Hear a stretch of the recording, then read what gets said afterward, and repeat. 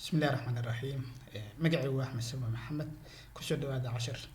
أنا واحد للدونا دوله يرادو PHP data types. data types كا أو PHP حنا نقرأ string شتو كلا حنا نقرأ integer float يا boolean. أنت أنا data types كانوا عدة ده أنا مدمت وقلين مركه هره waxaan ka hadlayaa variable wax la yiraahdo variable waxa la yiraahdaa a container ama qaanad kaas oo ku kaydinayo daatada adiga aad rabtid daatadaasna noocyadooda waxay noqon karaan sida marka hore aan sheegaba string integer float iyo boolean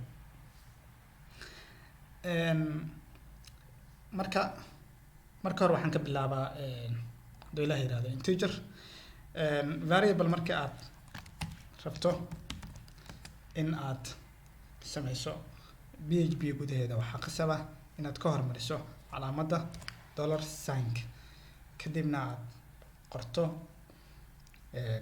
variable name kaaga kadibna aad qiimaha raaciso hadda saan waxay ka dhigan tahay waxay samaysan variable magaciisa la yiraahdo name qiimihiisuna uu yahay 4 noociisuna uu yahay integer marka aan rabo kale tusaale ahaan in aan float sameeyo iyadana waxay noqonaysaa sidaas si la mid ah waxaan leeyahay kaliya float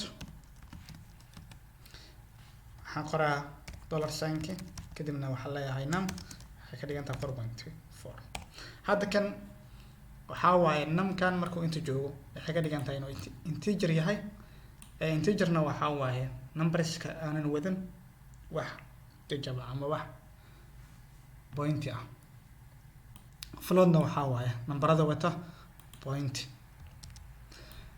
sida hadda aad arkaysaan oo kale marka programmada kale waxay uga duwan tahay C++ ku kala tusaalaan C++ waxa qasaba marka hore inaad sheegto variable-kaada nooca uu noqonayo marka aad samaysanayso makaan memory markaa ka samaysanaysid waxa qasaba postkaas nooca hadhow data lagu keedinayo inaad marka hore sheegto laakiin kan PHP da uma baahnid waxaad qoraysaa oo kaliya variable kaada kadibna waxaad siinaysaa qiimaha aad siiso ayuu noociisa hadhow noqon doona hadda marka inta aad joogo waxa waaye integer marka halkaan aan joogana waxay ka dhigan tahay inuu yahay float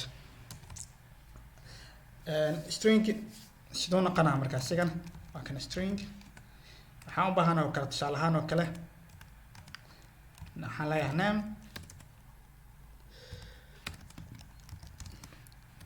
waxa waaye marka hore calaamadda $sign-ka waxaan leeyahay name tusaale ahaan oo kale coding ama I love coding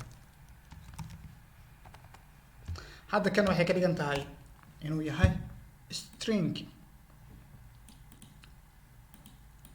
stringina waa sidaan oo kale sidaan ayaad u declare garaysanaysaa wuxuu kaloo noqon karaa oo kale magacaadiya wuxuu kaloo noqon karaa stringiga laba nooc ayaa PHP da markuu yahay loo sameeyaa in marka hore aan dhaho single quotation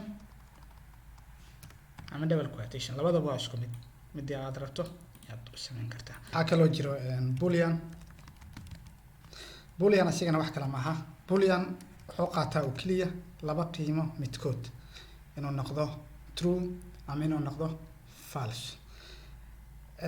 marka boolean markuu true noqdo iyo markuu false noqonayo waxa rabaa tusaale inuu soo qaato waxaad rabtaa in dad badan daatadooda aad save garayso ama website-kaada ama program-kaada ama application-kaada in registration ay ka sameeyaan waxaa rabtaa marka qof kasta registration-ka sida saxda ah u sameeyo in a message ama notification au sameyso in daatadiisa kulli waxa dhan ay save garoobeen waxa ku ogaan kartid marka waxay noqonaysaa in uu save garaysmay iyo in kale boolean ay noqonaysaa marka haddii uu save garaysmo waliba si sax ah waxay ka dhigan tahay true markay true ku noqotana waxaa leedahay qofka userka message u diraysaa oo daatadaada iyo registration-kaada si sax ayaad u samaysaa waana ku macsantaa haddii si sax ay noqonaysa marka waxa ku soo noqonaya hadhow falso haddii falso ku noqotana marka qofka waxaad u daawacaysaa registrationkaada lama save gareynin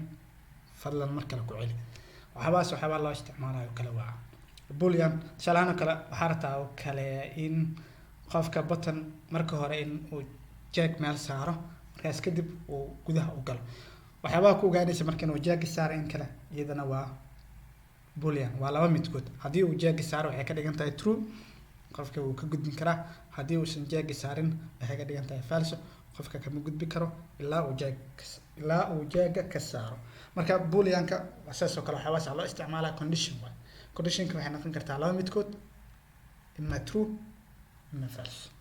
marka waxay noqonaya iyadana sidaan oo kale sida variableska caadiga loo sameeyaa name kadibna waxaan leeyahay true, ama waxaan dhihi karaa name kadibna false. waxaa kaloo ku daraa array. arrayda iyadana waa waxay la mid tahay variable-ka oo kale, laakiin waxay uga duwan tahay variable-ka wuxuu ku keedin karaa markiiba hal qiimo, laakiin arrayda wuxuu ku keedin karaa qiimooyin fara badan laakiin isku nooc ah. marka hadda waxaan leeyahay tusaalahaan oo kale names, ileen magacyo fara badan aan rabaa inaan geliyo. kadib waxaan leeyahay array, wuxuu noqonaa marka magacayga koowaad Axmed, magaca xiga oo arrayda kadsanayo waxay noqonaa tusaalahaan oo kale Cali, magaca saddexaad wuxuu noqonaa tusaalahaan oo kale Cabdallah. hadhow qiimahan tirada badan marka waxaan rabaa inaan soo daabaco soo ma waxaan kusoo daabaca si fudud. waxaan leeyahay echo kadib names, waxaan raacinaa markaas waxaan rabaa tusaalahaan oo kale Cali inaan soo daabaco. Cali godka koowaad qiimaha koowaad waa Axmed 0 ay ka dhigan tahay, qiimaha labaad Cali 1 ay ka dhigan tahay, qiimaha saddexaad Cabdallah 2 ay ka dhigan tahay. qiimaha koowaad marka rabo waxaan leeyahay marka qiimaha Cali marka rabo waxaan leeyahay 1. hadda haddii aan browserkaan tago refresh aan dhaho waxaa isoo daawacmi doona Cali. haddii aan rabo tusaalahaan oo kale qiimaha koowaad waxaan leeyahay 0 Axmed. qiimaha saddexaadna sidaasi lamid ah waxaan leeyahay 2. marka cashirkeena maanta intaas ayuu ku egyahay. waxaan rajeynayaa inaad fahanteen oo aad ka faa'iidaysateen. wuxuuna ahaa cashirkeena labaad aan uga hadlayo casharada PHP. inta cashirka xigaan ka gaari doono waxaan idin leeyahay fi amaan illah. السلام عليكم ورحمة الله وبركاته.